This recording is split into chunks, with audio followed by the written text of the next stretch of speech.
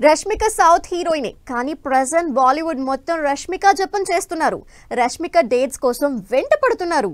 ఇప్పటికే national crush గా బాలీవుడ్ జనాల్ని తన క్రేజ్ తో క్రష్ చేసేస్తున్న Rashmika back to back hits పట్టంతో తగ్గేదేలే అంటోంది. ఇప్పటికే బాలీవుడ్ లో వరుసగా ఛాన్స్లు దక్కించుకుంటున్న రష్మిక ఇక సౌత్ లో సినిమాలు చేయడం కష్టమేనా? రష్మిక ఈ మధ్య కాలంలో ఈ రేంజ్ సక్సెస్ కొట్టిన హీరోయిన్ లేదు అనడంలో ఏమాత్రం డౌట్ లేదు. వరుసగా హిట్ల మీద హిట్లు, అది కూడా మామూలు కాదు.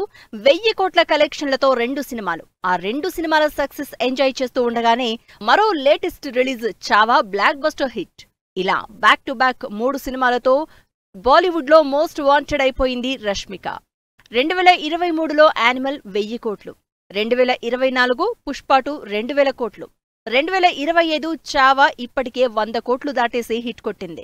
ఇలా వరుసగా సంవత్సరానికో బ్లాక్ బస్టర్ హిట్ కొడుతూ హిందీలో తన ఫౌండేషన్ ఫుల్ స్ట్రాంగ్ గా వేసేసుకుంది రష్మిక. మరి ఈ లక్కీ చామ్ ని బాలీవుడ్ మేకర్స్ అంత ఈజీగా వదులుకుంటారా?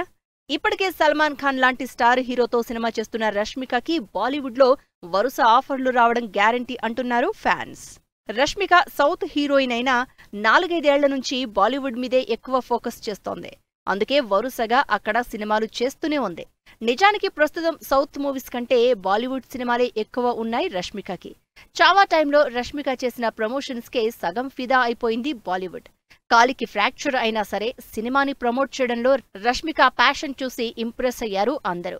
ఇక సినిమా కూడా సూపర్ హిట్ అయ్యేసరికి రష్మిక గోల్డెన్ లెగ్ అయిపోయింది బాలీవుడ్ లో. దాంతో రష్మిక బిజీ అవడం ఖాయంగా కనిపిస్తోంది. సౌత్ అమ్మాయిగా బాలీవుడ్ లో బిజీ అవడం సంగతి అటుంచితే సౌత్ ఆడియన్స్ కి రష్మిక దొరకడం మాత్రం కాస్త కష్టమే అనిపిస్తోంది.